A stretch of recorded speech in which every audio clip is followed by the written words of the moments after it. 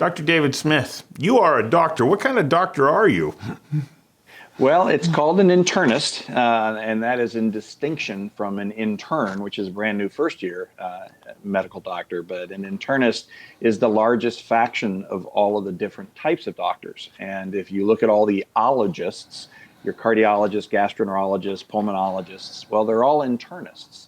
And if you wanted to become a cardiologist and you were not an internist, you have to start over and become an internist, which is 3 more years after medical school. So they consider us the detective of the medical world.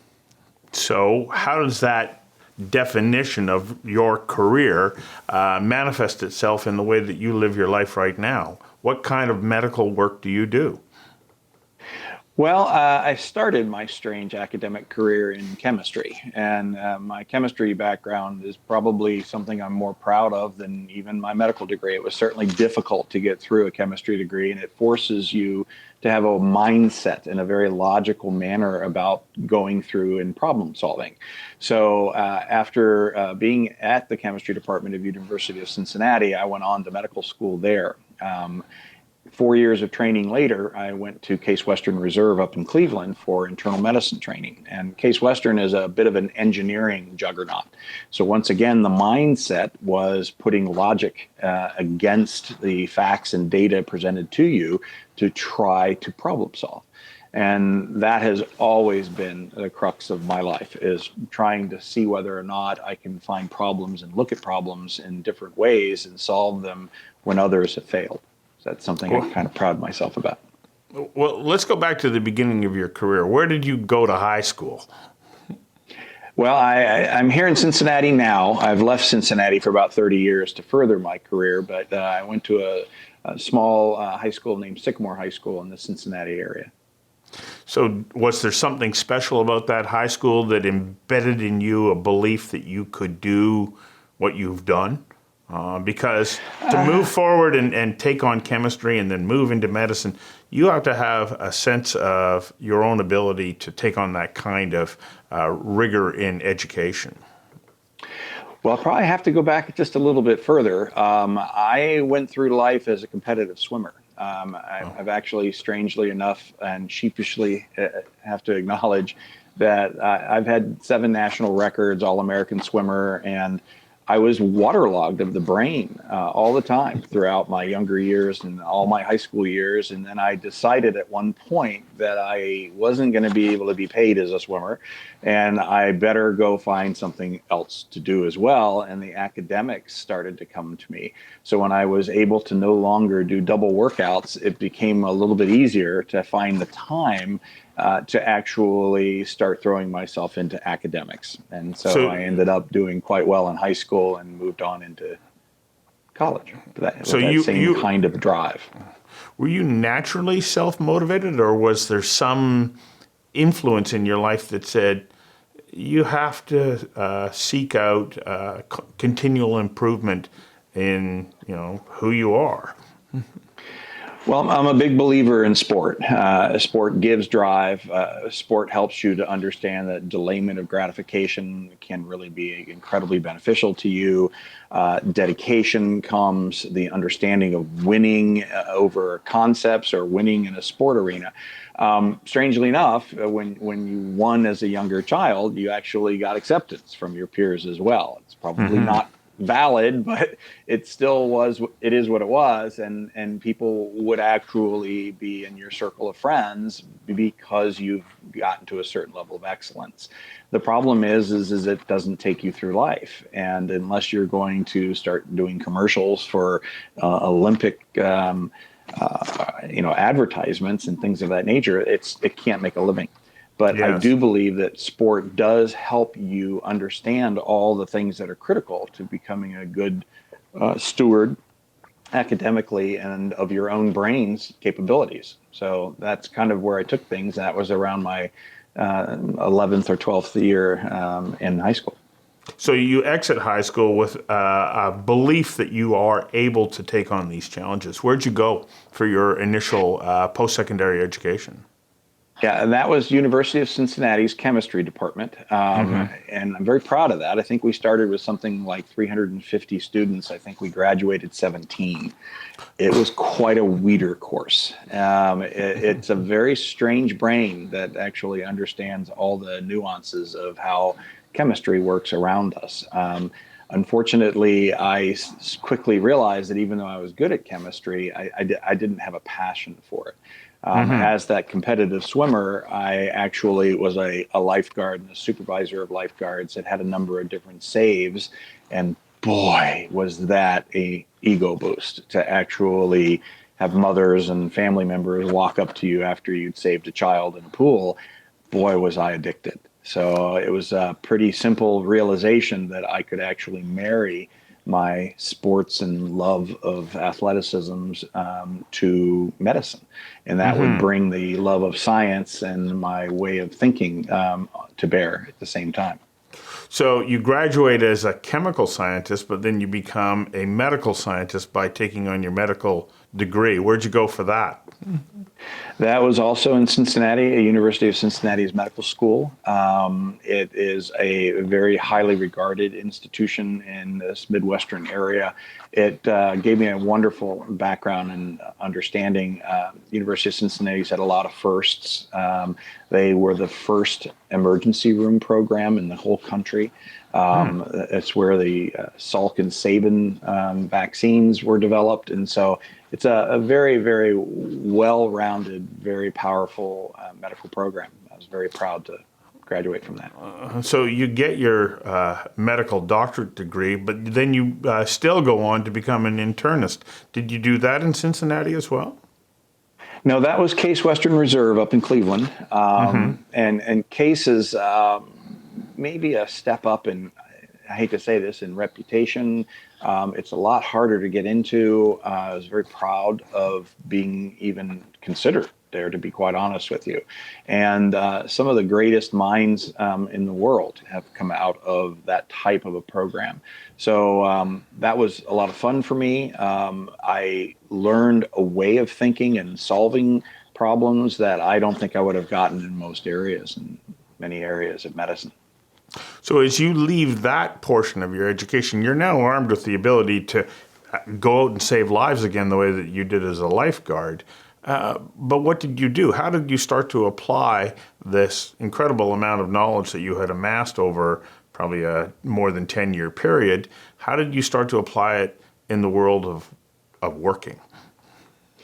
Well, I did work as a practicing internist for some 30 years. I ended up going to a town in Indiana named Richmond, Indiana. I was the youngest chief of medicine there. I worked as that chief for, I think, 4, if not 6 years. And during that time, I'm actually not afraid of sticking my neck out and taking risks. And I started purchasing medical opportunities. I actually purchased the pilot plant from Pfizer in making advanced wound dressings. It's a very long story, but I was standing at the right place at the right time when opportunity knocked. I got it at a very excellent price and enabled me to start utilizing problem solving and actually finding out new ways of making wound dressings. So I created a number of different companies and a number of different patents around that concept. Had actually worked on the Breathe Right nasal strip process for GlaxoSmithKline. Ended up working with Gentex Corporation, which is the largest manufacturer of military helmets for the Air Force. So I've got a very strange background that has enabled me to pull in really brilliant people around me, which has enabled me to kind of stand on their shoulders whenever I wanted to start inventing things. So I realized very early in life that if I stayed as just a doctor, I could only save one life at a time. But if I could actually figure out physiological processes or make new inventions, I could potentially affect millions of lives at one time. Well, at some point when you decided to do that, you've been an internist for a few decades, and you then decide, okay, I'm gonna pivot. I'm gonna move in a different direction. There's risk that comes with that. What were some of those risks that you had to confront when you first started moving? I think the first product that you were talking about was a colloidal gel. Is that correct? Well, that's correct. The risk was not only detracting from your own career, but also basically having too much bandwidth in your life. So you do have to stay focused. You need to try to do things that you can do without draining yourself of every moment of energy and money, et cetera. So you had to develop a blend of this. I did mitigate my risks out in the development world, if you will, by continuing to stay a practicing physician during this time. I did cut my hours back at one point. I went to outpatient only. This was about a 30 to 40% reduction in pay as a physician, but the benefits of being able to call your own shots, be your own man, go off in directions, made it very clear that by approximately 5 years ago, the world of medicine sort of left me. I wasn't all that thrilled with the way the medical world was treating a primary care doctor or an internist. So I was able to then pivot, as you describe, and then I went full bore into just my private world of developing and creating companies and patents and things of that nature. So you're now a medical innovator and entrepreneur. Yeah, and you almost look down your nose when you say entrepreneur, but no, I yes. don't. I am one too, and I know how challenging it is. You talk a lot about of white knuckle nights. I mean, I had to pay my staff. I mean, my largest staff obligation was about 30 people. And they expected me to be able to pay their premiums, and I needed to deal with staff problems and anything that might pop up. It was complicated, and there was a 3-man doctor group that was behind me, and I did have to handle all of the different nuances and interactions with the difficulties of running a medical practice times 3. So yeah, it's tough being an entrepreneur, and I've enjoyed it, and I can tell you right now, I'll never retire. I mean, I don't know what else I would do. I love what I do. I wish I still loved to practice day-to-day medicine. To this day, it breaks my heart that I can overhear people talk about a medical problem, and I'm like, I have an idea here. I think I can help, but I don't have my medical license. I went ahead and let that expunge. Remember, life moves forward. You don't go back, and the work that you're doing now is expanding opportunities for other people, and also delivering other innovations. You talked about the idea of retirement. Let's use this opportunity right at the moment in this episode to disabuse people of the idea that retiring is a good idea. I think it's absolutely a horrible thing to do. Please agree with me. Yeah, I completely agree with you. I just, for right or for wrong, I don't have the same normal hobbies that other people have. So a hobby of mine was either going out and identifying and reducing risks in a real estate deal, or the purchasing of a technology or a company, and things of that nature enabled me to keep my brain sharp, if you want to call it that. And it constantly makes me look out for a better way of doing things. So I have been cursed with that. It comes from my mother, I think, that no matter what situation I'm in, if it's even drinking the cup of coffee in front of you, I'm constantly trying to find a better way to drink that cup of coffee. And it is a curse. I do wake up sometimes at 2 o'clock in the morning and go right to my computer and start typing. It is fun being an inventor, but it is a curse and a nightmare at times because I work 24/7. It never turns off. I'm going to encourage you to change your language. It's not a curse. I think it's a blessing. Dorothy Parker said, the cure for boredom is curiosity. And she went on to say, there is no cure for curiosity. And I think that when you continue to try and unlock the mysteries of life, you've got a job that will never, ever bore you. Yeah, I agree. It's not work. I mean, I certainly don't consider what I do work. I don't think anything I did as a physician, except maybe in my last 4 or 5 years of life, where intrusion into the way I practiced medicine was coming from every possible direction. Most of my colleagues, because they had not branched out into multiple different facets and fields, and they didn't have resources and revenues coming in from different directions, they really had no choice but to take what was being handed them. But I had that opportunity. I could go anywhere I want to go. And even to this day, I'm financially comfortable. I certainly do not need to work the 60, 70, 80 hours that I put in a week right now, because it's not work. Wow. I love this stuff. It's fascinating, and it is something that will drive me to my grave, I'm sure. Well, hopefully that's a long way off, and I think that by staying this engaged, this is a little bit of a diversion from the way that I handle an awful lot of these career episodes, but the primary audience for this is for young people who are entering their working lives, and I think that it's a valuable statement to be able to share, to be able to say you can be completely enriched and excited about waking up in the morning and taking on the challenges of life when you love the work that you do. But what's key to that is that you remain open to unbelievable possibilities that start with a question like, how did they do that? Or where did that come from? Or why is it done this way? And then being in a community of people who support that way of thinking, because it's not the norm. Well, what I would probably encourage my younger friends is to realize that it can be very, very mundane and frustrating to have to assimilate a massive amount of knowledge about a particular field that you don't find all that interesting. Well, I got to tell you something.